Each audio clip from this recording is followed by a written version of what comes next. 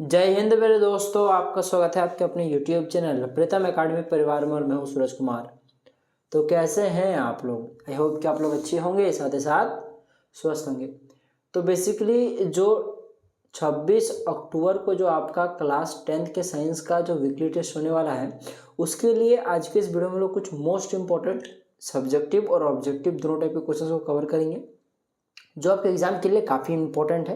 ठीक है, साथ ही साथ आपका फाइनल एग्जाम में भी इन्हीं तरह के क्वेश्चंस आपके देखने को जरूर मिलेगा। ठीक है, क्योंकि ये ऐसे ही डिजाइंड है क्वेश्चन कि आपका वीकली टेस्ट भी कवर हो जाएगा, साथ ही साथ फाइनल एग्जाम भी कवर हो जाएगा। ठीक है, तो देखिए, आपकी जानकारी के लिए फिर भी मैं बता दूं कि ये सभी चैप्टर जो क्वेश्चन है, ये आपके धातु और अधातु वाला जो चैप्टर है उससे उठाया गया है। ठीक है, देखिए जो सबसे पहला प्रश्न आपके पास यहाँ पे लिखा हुआ है, मैं अगेन बोल दूं कि क्वेश्चन नंबर पे ध्यान मत दीजिएगा। ठीक है, क्वेश्चंस पे डायरेक्ट ध्यान दीजिए।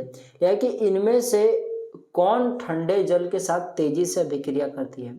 तो देखा जाए तो यहाँ पे जो सोडियम है, जिसका देखा जाए तो नोटेशन Na होता है, यानी कि सोडियम को हम लोग Na से दिखाते हैं, जिसका परमाणु संख्या 11 होता है।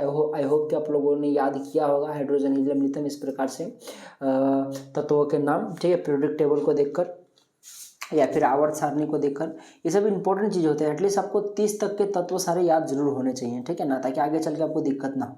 चलिए, तो बेसिकली सोडियम एक ऐसा मेटल है, ये एक प्रकार का धातु है, जिसको हम लोग पानी से दूर रखते हैं, ऑक्सीजन से दूर रखते हैं। और दूर रखने के लिए क्या करते हैं, इसको केरोसिन में डुबा कर रखते हैं। अच्छा, दूर क्यों रखते हैं इसको वायु से, जल से? क्योंकि ये वायु से, जल से बहुत तेजी से रिएक्ट करता है और अपने आप को नष्ट कर देता है, अपने आप को जला लेता है, ब्लास्ट कर लेता है, जिससे सोडियम खत्म हो जाता है। तो सोडियम को बचा कर रखने के लिए हमें इसे केरोसिन के तेल में डुबो कर रखना पड़ता है। तो ये भी क्वेश्चन बन सकता है, याद रखिएगा बात, जो कि आपको इस वीडियो में देखने को जरूर मिलेगा। ठीक है, चलिए आगे बढ़ते हैं। लिखा है कि लोहा पर जिंक की परत चढ़ाने की विधि को क्या कहते हैं? तो इसको हम लोग यशद लेपन कहते हैं। याद रखिएगा बात, यशद लेपन। चलिए आगे बढ़ते हैं। लिखा है कि कौन सा धातु हथेली पर रखने से पिघलने लगता है? तो मैं दो धातु के नाम बताता हूँ, जो भी आपको ऑप्शन में दिख जाए वो करेक्ट कर दीजिएगा। एक होता है गैलियम और एक होता है सीजियम। तो गैलियम और सीजियम दो ऐसे मेटल है जिनको अगर आप लोग हाथ में रखिएगा तो वो क्या हो जाएगा, वो पिघलने लगेगा। ठीक है, क्योंकि इनका देखा जाए तो जो गलनांक होता है बहुत ही कम होता है, इतना कम होता है कि हम लोग का नॉर्मल बॉडी टेम्परेचर में ही पिघल जाता है। चलिए आगे बढ़ते हैं। सर्वाधिक तन्य धातु है, यहाँ में से कौन सा ऐसा मेटल है, कौन सा ऐसा धातु है जो सबसे अधिक तन्य है? देखिए, एक तन्यता होता है, एक अधातुवर्धीयता होता है। ठीक है, अधातुवर्धीयता, तन्यता का मतलब ये होता है कि आप धातु को कितना खींच सकते हैं, वो उसका तन्यता गुण कहलाता है धातु का। ठीक है, और जो अधातुवर्धीयता गुण होता है, यानी कि उसको आप लोग पीट कर, ठोक पीट कर कितना चौड़ा कर सकते हो, उसको ठोक पीट कर कागज के रूप में ढालना, वह अधातुवर्धीयता का गुण होता है। ठीक है, और खींच कर तार के रूप में ढालना, वो उसका तन्यता का गुण को शो करता है। याद रखिएगा। तो अगर हम लोग बात करें तो जो सोना है, ये सबसे अधिक तन्य धातु है। आप लोग बिलीव नहीं करोगे, सिर्फ 1 ग्राम अगर सोना लोगे आप लोग ना, ठीक है, इसको आप लोग 2 किलोमीटर लंबे तार तक खींच सकते हो। यानी 1 ग्राम सोना को आप लोग 2 किलोमीटर तक खींच सकते हो, सोच के देखिए। चलिए आगे बढ़ते हैं। इसीलिए जो आपके पास सोना है सबसे अधिक तन्य धातु कहलाता है। निम्नलिखित में से किस धातु को किरोसिन में डुबा कर रखा जाता है? जैसे कि मैंने पहला ही क्वेश्चन में आपको बताया था, सोडियम को हम लोग मिट्टी के तेल में डुबो कर रखते हैं ताकि इसे हम लोग ऑक्सीजन से और जल से दूर रख सकें। ठीक है, तो मैंने बोला था कि ये क्वेश्चंस भी आपको याद रखना है। तो चलो, क्वेश्चन भी आ गया आपका। चलिए आगे बढ़ते हैं। यह है कि वह परमाणु जो अपने संयोजी इलेक्ट्रॉन का त्याग आसानी से कर देता है, क्या कहलाता है? तो बेसिकली ये मेटल्स करते हैं, धातु करते हैं। धातु तो ऑप्शन में है नहीं, तो उसको विद्युत धनात्मक तत्व भी बोल सकते हैं। फिर विद्युत धनात्मक बोलिएगा तो करेक्ट हो जाएगा। चलिए आगे बढ़ते हैं नेक्स्ट प्रश्न की ओर। ठीक है, सभी क्वेश्चन आपको हिंदी इंग्लिश में भी देखने को मिल रहे हैं, तो आप लोग हिंदी इंग्लिश दोनों पढ़ सकते हो, जो आप लोग पढ़ना चाहो। ठीक है, फिलहाल तो मैं अभी हिंदी बच्चों को टारगेट कर रहा हूँ, तो आप लोग इंग्लिश चाहो तो पढ़ सकते हो। ठीक है, खनिजों से संबंधित अशुद्धियों को समूहिक रूप से क्या कहते हैं? तो जो खनिजों में जो खनिज होते हैं उनमें जो अशुद्धियां पाई जाती है उनको हम लोग गैंग बोलते हैं। क्या बोलते हैं? गैंग। जिस प्रकार से गैंग कौन बनाता है? अशुद्ध आदमी बनाता है। जो बदमाश होता है, जो गुंडा होता है, गुंडा हमेशा गैंग में रहता है। तो गुंडा क्या, एक प्रकार का समाज के लिए गंदगी ही ना है। तो इसी प्रकार से समूह में जो गंदगी पाई जाती है खनिज में, उसको क्या बोलेंगे? गैंग बोलेंगे। इस प्रकार से ट्रिक करके आप लोग याद रख सकते हो। ठीक है, चलिए आगे बढ़ते हैं। देखिए 10 नंबर का प्रश्न भले आपको यहाँ दिख रहा है, परंतु यहाँ से हमारा देखा जाए तो सब्जेक्टिव प्रश्न शुरू होता है। इसमें सबसे पहला प्रश्न बहुत ही इंपॉर्टेंट प्रश्न है, जो कि आपके पास भर्जन और निस्तापन में क्या अंतर है। देखो भर्जन और निस्तापन दो अभिक्रियाएं होती हैं, इनमें क्या अंतर है आपको बताना है, ठीक है। तो देखो जो भर्जन होता है ये क्या होता है कि इसमें क्या होता है कि यह सल्फर अयस्कों के लिए प्रयुक्त होते हैं, यानी कि ये किसके लिए प्रयुक्त होता है, सल्फर अयस्कों के लिए। जबकि जो आपका निस्तापन जो होता है ये बेसिकली ऑक्साइड एवं कार्बोनेट अयस्कों के लिए प्रयुक्त किया जाता है, ठीक है, याद रखिएगा बात। साथ ही साथ भर्जन में क्या होता है कि इस प्रक्रिया में अयस्क को वायु की उपस्थिति में गर्म किया जाता है, यानी भर्जन जो होता है इसको जो गर्म जब करोगे आप लोग इसको कराने के लिए तब आपको वायु की उपस्थिति चाहिए। जबकि निस्तापन में क्या होता है कि इसमें देखा जाए तो इस प्रक्रिया में अयस्क को वायु की अनुपस्थिति में गर्म किया जाता है। तो मेजर अंतर तो यही दो है, ठीक है ना। तो आपको ये दोनों याद रखना है, बहुत इंपॉर्टेंट पॉइंट था, मैंने ज़्यादा नहीं लिखा है, ठीक है। जनरली 2 नंबर का प्रश्न आएगा, 1 नंबर का आएगा तो आप लोग जवाब दे सकते हो, ठीक है। चलिए आगे बढ़ते हैं। 3 नंबर क्वेश्चन आएगा तो उसके लिए जो आपका रिएक्शन होता है वो भी आप लोग बना दीजिएगा, ठीक है ना, तो आपका 3 नंबर मिल जाएगा।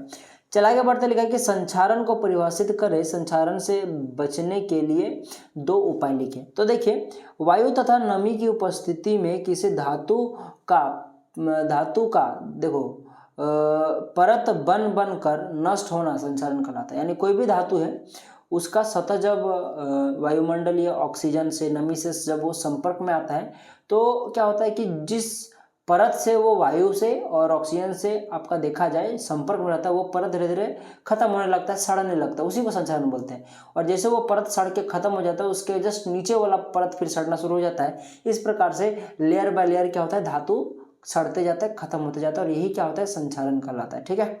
चलिए आगे बढ़ते हैं। जैसे कि इसका उपयोग पूछा था तो देख लो, बचने का उपाय पूछा था तो देखा जाए तो जो संक्षारण से बचने के लिए हम लोग क्या करते हैं, जिंक की परत चढ़ा देते हैं धातुओं पर, ठीक है। उसी को बोलाता है यशद लेपन, यानी कि धातुओं पर यशद लेपन कर या फिर धातुओं पर पेंट कर भी काफ़ी समय तक बचाया जा सकता है। और ग्रीस तेल जैसे जो स्नेक वगैरह होते हैं, ग्रीक तेल जैसे इनका हम लोग उपयोग कर सकते हैं, ठीक है। इनसे भी क्या होता है कि संक्षारण को काफ़ी हद तक कम किया जा सकता है, ठीक है। चलिए आगे बढ़ते हैं। मिश्र धातु किसे कहते हैं, इनके दो नाम तथा उपयोग लिखे। तो सबसे पहली बात देखो मिश्र धातु किसे कहते हैं, किसी धातु के किसी अन्य धातु अथवा अधातु के साथ गलित अवस्था में मिलाने से जो समांगी मिश्रण प्राप्त होता है उसे हम लोग क्या कहते हैं, मिश्र धातु कहते हैं, ठीक है। जिससे अगर हम लोग बात करें तो देख लो आप लोग का जैसे मिश्र धातु जो होता है वो 2 धातु या फिर एक धातु और एक अधातु से मिलकर बनता है। तो अगर मान लो 2 धातु को अगर आप लोग डायरेक्ट मिलाओगे तो नहीं मिलेगा, तो मिलाने के लिए क्या किया जाता है, दोनों को पहले पिघलाया जाता है और फिर मिलाया जाता है, ठीक है ना। क्योंकि जब धातु नॉर्मल होता है तो वो सॉलिड अवस्था में पाया जाता है जनरली, तो उसको सॉलिड अवस्था में मिलाना थोड़ा मुश्किल होता है, इसलिए उसको पिघलाकर पहले लिक्विड अवस्था में बदला जाता है, उसके बाद फिर हम लोग उसको आराम से मिला सकते हैं। जैसे हम लोग देखा जाए तो यहाँ पे चीनी पानी है और यहाँ नींबू पानी है, आराम से मिला सकते हैं दोनों को उसी प्रकार से, ठीक है। तो पहले पिघलाया जाता है दोनों को, फिर लास्ट में मिला दिया जाता है, तो इससे क्या बन जाता है, मिश्र धातु बन जाता है, जिस धातु को आप लोग मिलाकर बनाना चाहते हो उसका, ठीक है। अच्छा देखो इसके 2 नाम, जैसे कि इस्पात भी एक प्रकार का मिश्र धातु होता है, पीतल भी एक प्रकार का मिश्र धातु होता है। अब आप लोग मुझे कमेंट करके बताना कि इस्पात और जो पीतल होता है, ठीक है ना, ये दोनों किस किस धातुओं से मिलकर या फिर किस किस धातु और धातुओं से मिलकर बना है, ठीक है। चलिए तो बेसिकली इस्पात का क्या उपयोग है, देख लो जहाजों तथा वाहनों के निर्माण में हम लोग इस्पात, स्टील इसी को बोलते हैं, उसका उपयोग करते हैं, ठीक है। स्टील का तो बर्तन भी आता है आजकल, ठीक है, और पीतल का भी बर्तन का निर्माण में, तो सब आप लोग अपने से लिख सकते हो। तो इस प्रकार से उन्होंने कुछ मोस्ट इंपॉर्टेंट क्वेश्चंस को कवर कर लिया। अगर आपको वीडियो पसंद आया तो जरूर लाइक कीजिएगा, अपने दोस्तों से जरूर शेयर कीजिए, ठीक है। आपका वीकली टेस्ट तो आपका हर बार हम लोग आपको वीडियो देते हैं, इंपॉर्टेंट वीडियो। साथ ही साथ आपका एक देखा जाए तो जो आपका बोर्ड एग्जाम के लिए क्रैश कोर्स भी चल रहा है, जिसमें हम लोग मोस्ट इंपॉर्टेंट ऑब्जेक्टिव बोल रहा हूँ, यानी सब्जेक्टिव और ऑब्जेक्टिव दोनों टाइप के क्वेश्चन कवर करा रहे हैं, ठीक है। जिसमें हम लोग आपका मैथ, साइंस और आपका SST सब कवर कर रहे हैं। जब लास्ट के 1-1.5 महीना बचेगा तब हम लोग आपको साइंस, जो आपका इंग्लिश बचा, जो आपका हिंदी बचा, वो भी कवर करा के देंगे, ठीक है। तो फुल पैकेज आपको दे रहे हैं, तो उसके लिए आप लोग भाई साहब हमारे साथ जुड़े रहे और आप लोग इसका फायदा भी उठा सकते हो, फ्री ऑफ कॉस्ट, कोई पैसा नहीं देना आपको।